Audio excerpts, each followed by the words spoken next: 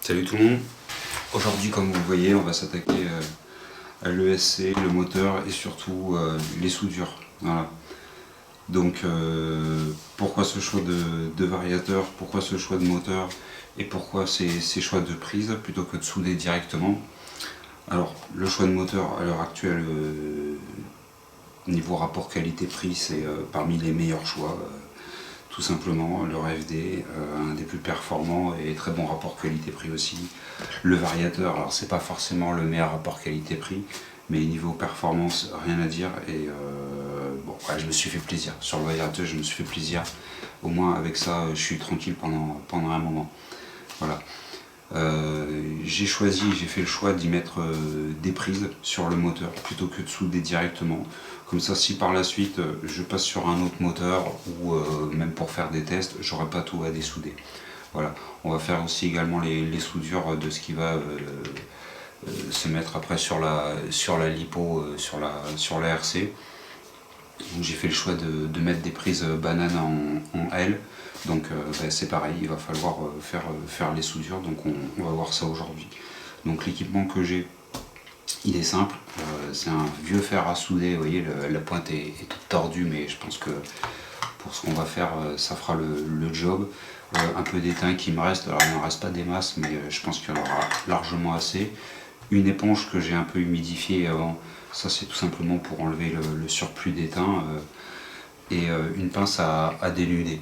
Voilà, qu'un ami électricien m'a dépanné pour ce soir, plus de la gaine thermique. Alors j'ai pris plusieurs couleurs pour pouvoir me repérer justement pour les fils moteurs, pour le plus et le moins également pour la batterie, pour me faire des repères visuels, pour éviter de me tromper. Donc on va commencer par le déballage, tout simplement. Alors comme pour la dernière fois, voilà, je l'ai préouvert avant parce que j'aime pas couper les petites étiquettes. C'est mon côté un peu maniaque. Hop, on va tourner la caméra. Donc qu'est-ce qu'on a là-dedans? Alors déjà on a une mousse où rien n'est placé dedans. Donc tout s'est baladé. J'espère que ça n'a pas pris de brin au prix où ça coûte. On a donc le contrôleur. Vraiment, mais bon, je sais pas, il n'y a rien en place. Ça a dû bouger pendant le transport. Voilà, ça peut arriver. Les vis qui sont passées à l'intérieur du ventilo. Vous avez du double face qui est fourni. Ah bah il y a de la gaine thermique dedans. Bon c'est pas grave, j'en aurai au cas où. Un condensateur, donc 3 condensateurs dessus équipés. Tac. La notice bien évidemment. Cette fois je pense qu'elle ne sera pas en français. La version anglaise. Vous avez les principales informations dessus. Après je pense que de toute façon tout est disponible sur le site Yokomo. Il n'y a pas de problème. On prendra le temps de regarder ça après. Et vous avez du câble et ça c'est quoi? C'est un cache. Donc voilà pour le contenu. À l'extérieur on retrouve les informations principales de l'ESC.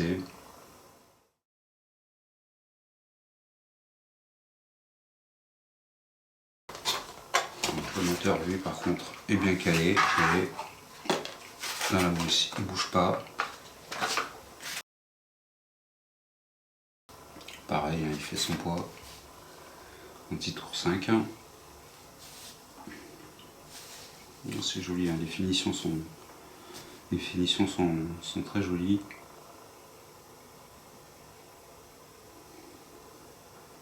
Vous avez ici, je vais zoomer après, hein.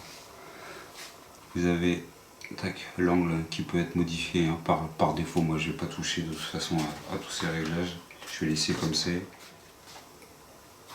Donc vous avez le moteur ici, voilà, et c'est pour ça que j'ai pris l'Écosse.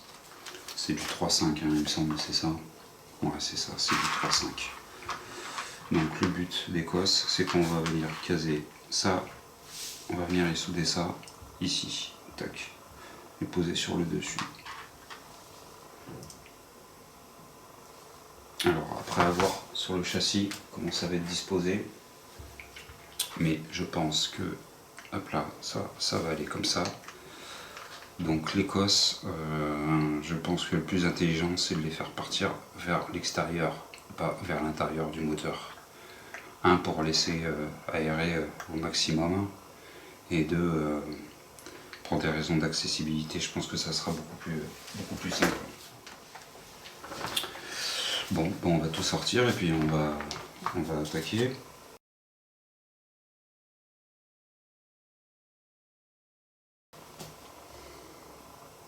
Donc là vous avez les instructions en japonais, mais bon on comprend, il y a des dessins, c'est pas compliqué, il y a 3 éléments de toute façon, donc on peut pas trop se tromper.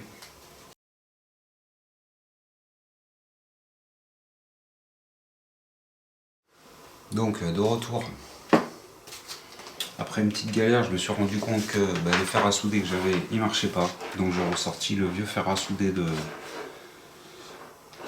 mamie. On va voir, j'espère que ça va marcher avec la petite lampe, la petite incrustée. On va voir. Alors une éponge, prenez une éponge un peu mouillée. Tenez compte que forcément à chaque fois que vous allez poser l'embout sur l'éponge, la température va descendre, forcément. Donc en premier, je vais chauffer un peu la pièce. Il ira coller un peu d'étain dessus.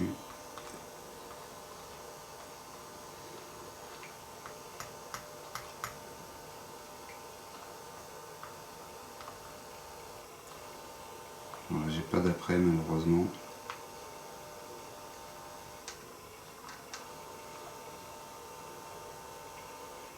Voilà. On essaie de faire un truc propre.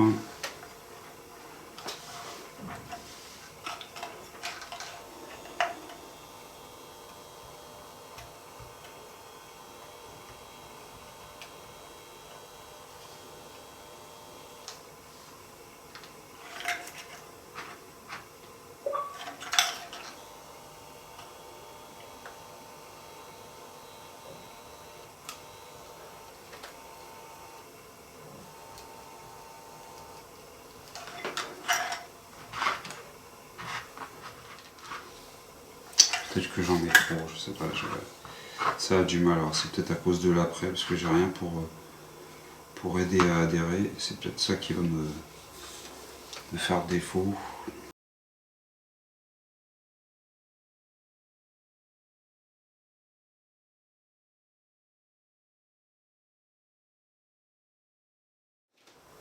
Bon, c'est pas trop mal.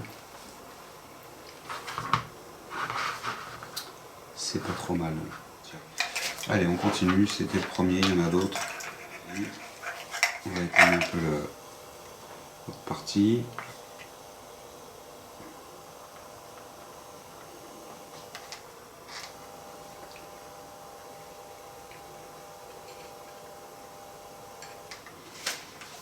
Tac, on en a un petit peu, pas besoin de trop en mettre, mais il faut en mettre quand même assez. On va enchaîner sur l'autre.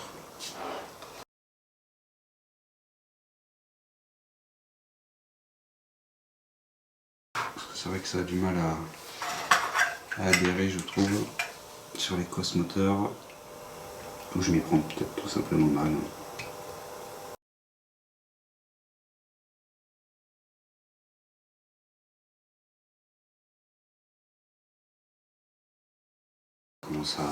Ça commence à venir. Donc, le but, quand on fait de la soudure, je ne veux pas dire de conneries, hein, les pros, n'hésitez pas à me corriger. Mais le but, quand on fait de la soudure, c'est qu'on soude forcément, c'est qu'on a au moins 2 parties à assembler. Donc le but, ça va être de faire un peu comme j'ai fait, mais en mieux si vous êtes plus habile ou vous avez des meilleurs outils. Donc vous allez venir étamer, c'est-à-dire déposer un petit peu d'étain sur une pièce, sur un bout, la partie qui va adhérer à l'autre bout, et un de l'autre côté. Donc comme je vais assembler cette pièce-là, j'y mets un peu d'étain là-dessus, j'y mets un peu d'étain là-dessus. Et après, je vais venir donc poser les deux parties que je veux assembler ensemble. Tac, je mets côté éteint contre éteint. Et le but, ça va être de chauffer les soit directement au milieu pour que ça s'assemble, soit si vous pouvez pas, si c'est pas accessible, chauffer une des deux pièces qui en contact avec l'autre va chauffer l'autre partie. Okay. Le but c'est que les deux morceaux, les deux parties distinctes avec l'étain sur chacune, en fait en chauffant se rassemblent et fassent une seule masse pour créer une zone de contact. Le problème c'est que j'ai pas une fixation super stable. On va essayer de faire avec.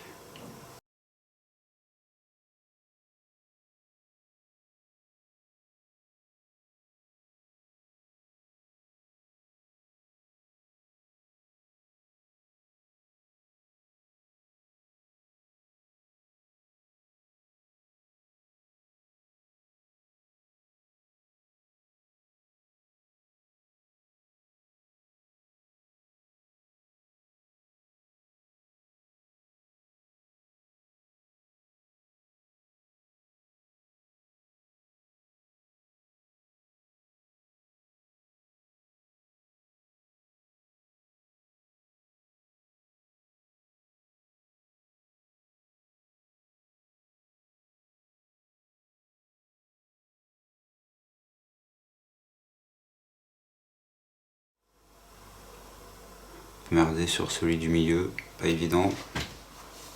Fallait le faire. C'est fait. Donc ça c'est ce qui va aller là-dedans. En fait j'aurais sûrement moins galéré en soudant directement les fils. Je pense que ça aurait été beaucoup moins galère. C'est pas grave. J'espère que je vais avoir assez d'étain. On va chauffer un peu et on va mettre une lichette dedans.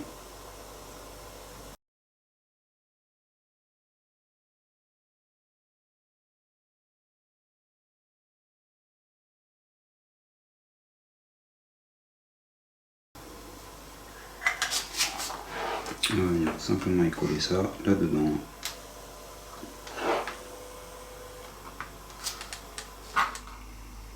Alors petite interlude, entre temps j'ai fini les prises moteurs, vous avez ici, je vous les ai fait voir avant, vous les avez, j'ai mis les gaines thermiques pour pouvoir y souder l'ESC. Donc là on va continuer avec l'ESC. J'ai fait également pour la lipo. Alors j'ai mis deux gaines thermiques, une plus petite au niveau de la base pour pouvoir tenir la partie métallique et la soudure, et une autre un peu plus longue pour pouvoir bien voir, pour avoir un bon visuel sur la batterie, pour pas me tromper au niveau du branchement. Je les ai laissés assez longs pour l'instant pour pouvoir mettre l'ESC aussi bien derrière que devant. Et là on va s'attaquer à la dernière partie, au branchement avec l'ESC, à la soudure avec l'ESC.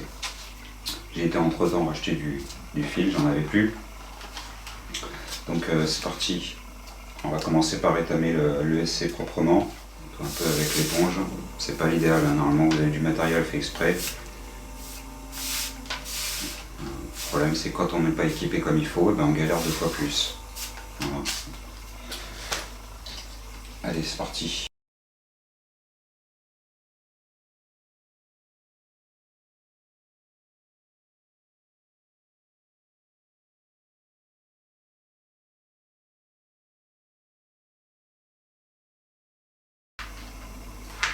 Je vais se refroidir quand même, on sait jamais. En attendant, je vais aller étamer les autres.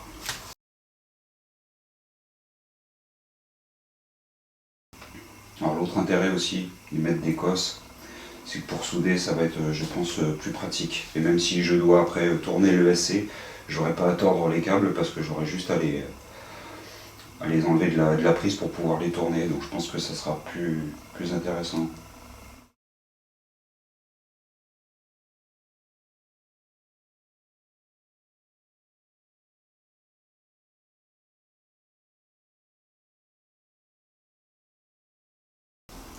Alors les pros, dites-moi s'il faut faire juste un peu le bout ou s'il faut faire tout le bord. Je sais pas. J'ai un peu au bout, je fais un peu partout. Alors suite et fin de la partie liaison au moteur ESC avec notre soudure. Le petit point, donc vous voyez les soudures sont finies, un peu dans la douleur je dirais. J'ai pas pu tout filmer et je vais vous dire pourquoi. Premier pépin avec mon fer à souder qui m'a lâché en plein milieu. Donc j'ai contacté un Fab Lab près de chez moi. N'hésitez pas, si un jour vous êtes en galère de matériel ou quoi, vous en avez forcément un pas trop loin de chez vous.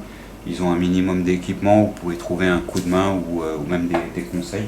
Donc je suis allé au Fab Lab chez moi, ils avaient un poste à souder avec du matériel un peu plus adapté que ce que j'avais. Donc j'ai fini mes soudures là-bas. Voilà, et je me suis rendu compte de toutes les erreurs que j'avais faites. À savoir, premièrement, du matériel pas adapté. Voilà.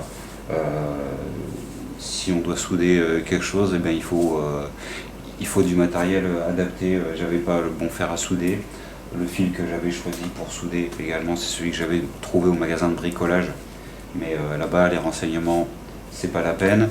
Et le fil que j'avais soudé, voilà, c'était quelque chose comme ça, mais qui est super épais, quoi. Qui est super épais. Alors, le taux de composition peut être important entre l'étain, le cuivre, le plomb, etc.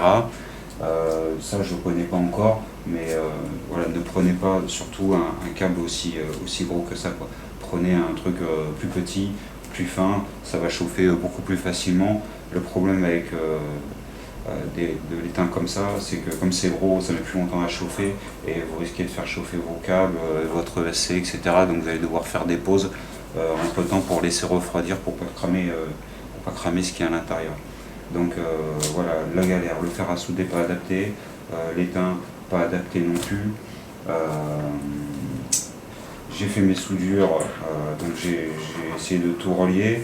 Vous voyez que c'est pas super propre, c'est un peu crade parce qu'au départ, quand je les avais soudés, ils étaient de travers. J'avais complètement oublié le ventilo à rajouter, donc c'était de travers.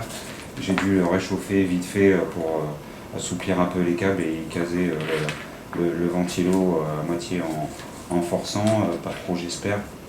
Voilà. Là on va juste vérifier que ça marche et quand je pourrai, je déferai tout ça et je ferai tout ça, je referai tout ça ou je le ferai faire par quelqu'un qui connaît, qui maîtrise. Parce qu'entre la technique qui est importante et le matériel qui est primordial, voilà. La troisième main aussi, il vous faut absolument une troisième main pour pouvoir tenir les câbles ou les différentes parties que vous allez assembler ensemble. Si vous n'avez pas de troisième main, entre le fait que ça chauffe, ça va être très compliqué de tenir tout ensemble. Voilà, j'ai réussi quand même à faire les prises de moteur, les cosses et tout ça, mais la partie la plus compliquée, c'est clairement sur le SC. Voilà. Alors c'est pas le résultat que je voulais, quoi, mais bon, on va voir, j'espère que ça va marcher, quoi.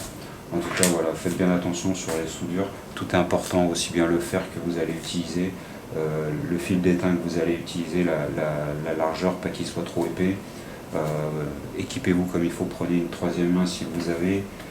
Si vous avez quelqu'un qui connaît, ben, faites-vous aider, tout simplement. Faites-vous aider, même si c'est vous qui réalisez la soudure, essayez de vous faire aider un maximum pour les petites astuces, etc. C'est super important. Voilà, donc je suis désolé de ne pas pu avoir tout filmé, mais c'était dans l'urgence et je devrais pouvoir essayer de rouler avant la fin du début du confinement. Voilà, donc je dois me dépêcher. Merci à tous d'avoir suivi, désolé pour les infos minimalistes et on enchaîne avec les prochaines vidéos qui arrivent très vite. À bientôt, ciao ciao.